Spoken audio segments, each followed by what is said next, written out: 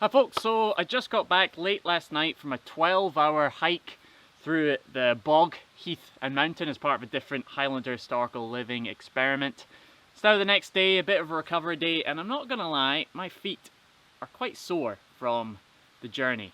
So I figured it was a perfect opportunity to try a couple of Highland folk remedies for tired travellers' feet, using a couple of very common native plants. So stick around and we'll see if they work. These are very common native plants. The first one I'm going to try is using the alder tree, the leaves from the alder tree. So the alder is a very common tree here in Scotland. You usually find it growing next to flowing water. It has these round, circular, green leaves and grey scaly bark. The Gaelic for alder, for those who are interested, is fearn or fearna. Now the second plant I'm going to use is one I have briefly mentioned before, and that is sphagnum moss, which is called mointach lia in Gaelic. Now this is quite a well-known plant and it has many uses. Because it's so absorbent and it's mildly antiseptic, it's been used for wounds dressing, sanitary towels, nappies, bandages, just loads of things. It's a very useful plant and it's incredibly popular. Now there's many different species of sphagnum moss and they're actually quite hard to tell apart, but they generally all have the same properties. However, for some reason, I've come across some references that for this particular remedy for your feet, the Highlanders preferred the red sphagnum moss. Now, I don't particularly know why some are red or not, whether they're different species or not. Maybe folks who are moss experts can leave some comments below. But anyway, I'm going to try out both recipes and see what one I prefer. So the first one, alder, it's really simple. It's only one sentence she has written about the alder leaves, and that is, the leaves were used fresh or in poultices to relieve feet tired and irritated by walking. Fresh or in a poultice. So a poultice is just kind of a mousse that you might chew up or you might mash with water and you rub on wounds and stuff. But yeah, collected a bunch of fresh alder leaves. Let's just fry them fresh, shall we? I'll just break them up. Maybe I'll try one foot just fresh leaves and I'll try the other foot more in a poultice. Maybe I'll mash it in this. So let's first just try crushed up fresh leaves of the alder. Gin is just your really fast version if you don't even have a fire or anything. You know, it is surprisingly soothing. The alder leaves, they have a nice fresh smell. When you crush them up, they feel quite greasy.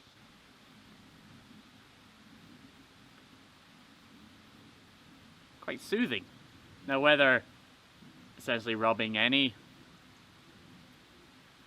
soft green leaf on your foot might do the same, or if alder has certain properties, I'm not entirely sure, but yeah, it's kind of cooled them down and felt quite nice. So the second preparation of alder is to make a poultice. So all I've done is put some of the fresh alder leaves in a cup with some hot water. I'll just mush them up with a stick to make a bit of a mash.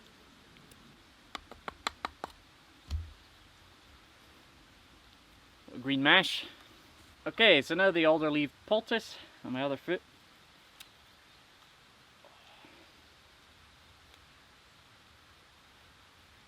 It's obviously much nicer with the warm water. A little bit more effort to make. Interesting, yeah, it kind of...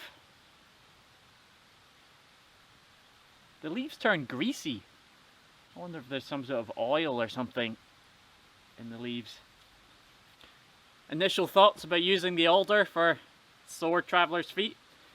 I can see how, as I said, the alder usually grows by streams. After journeying, you're probably going to go wash your feet.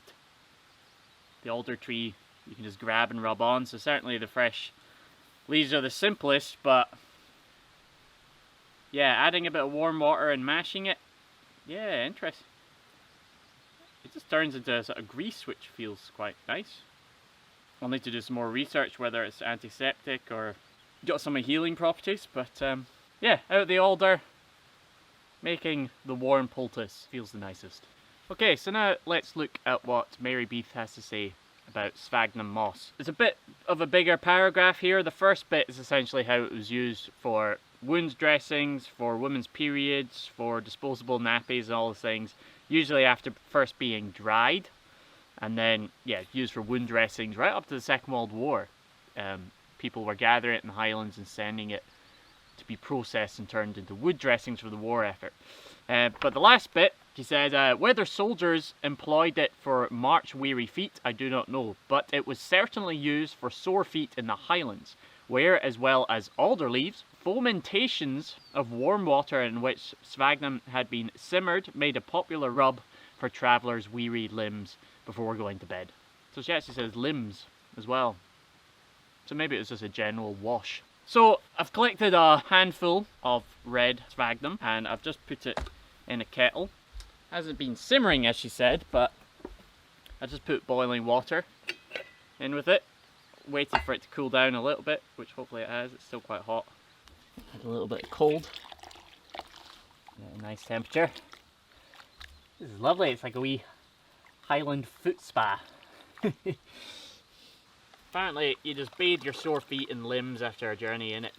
Now, because sphagnum does have an antiseptic in it, to me this makes a lot of sense. Now, if you've been travelling a long way, especially if you're going barefoot or just, wearing simple animal skin shoes, you might have picked up small cuts, blisters, things like that. So to steep your feet in an antiseptic, although they might have not understood it that exact way a few hundred years ago, would definitely be beneficial. Well, I'm not going to lie, but the warm, mossy foot bath is delightful. Yeah, I can definitely, I think there's something to this actually. Obviously it's antiseptic. It does have a slight stringent feeling to it, if that makes sense. It feels like it's yeah, drawing out any toxins or any infected cuts or anything like that, or dirty cuts. Certainly making my feet cleaner because it's so spongy. And it smells. The smell, best way to describe it, if you had a bathroom product these days that smelled like it, you wouldn't be put off. It smells clean, if that makes sense. It smells kind of astringent, slightly acidic,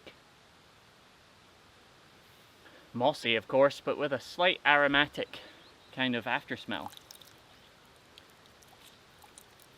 And yeah, I think she described bathing weary limbs.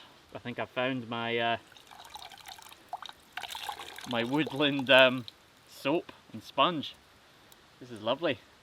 My feet are genuinely feeling better. I'm feeling warmer and cleaner and less tender. So there you go. Our ancestors knew something about the plants around them. So thanks for watching, folks. This is just a quick video.